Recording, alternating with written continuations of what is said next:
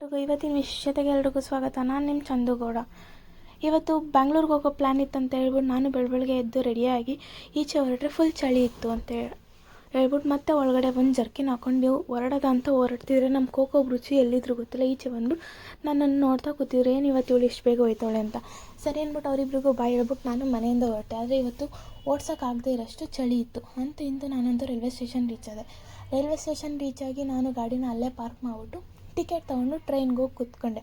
ಆದರೆ ಟ್ರೈನ್ ಹೊರಡೋಕ್ಕೆ ಇನ್ನೂ ಬೆಜ್ಜನ್ ಟೈಮ್ ಇತ್ತು ಅಂತ ಹೇಳ್ಬಿಟ್ಟು ಅಲ್ಲೇ ಕಾಫಿ ಮಾರಕ್ಕೆ ಬಂದರು.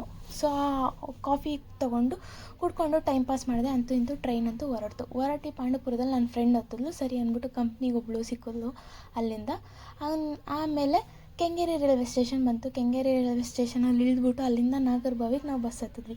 ನಾಗರಬಾವಿ ಬಸ್ ಹತ್ತಿ ಅಲ್ಲಿ ಹೋದ್ವಿ. ಆದರೆ ನಾವು ಹೋಗಿದ್ದ ಕೆಲಸ ಏನಂದರೆ ಪಿ ಜಿ ಹುಡ್ಕೋಕ್ಕೆ. ಆದರೆ ನಮಗಂತೂ ಒಂದು ಪಿ ಜಿನೂ ಸಿಗಲಿಲ್ಲ. ಆಯಿತು ಅಂದ್ಬಿಟ್ಟು ಅಲ್ಲಿಂದ ಹಂಗೆ ನಮ್ಮ ಬೊಟಿಗೆ ಹೋಗ್ಬಿಟ್ಟು ಮತ್ತೆ ಅಲ್ಲಿಂದ ರಿಟರ್ನ್ ಕೆಂಗೇರಿ ಸ್ಯಾಟಿಲೈಟಿಗೆ ಬಂದ್ವಿ.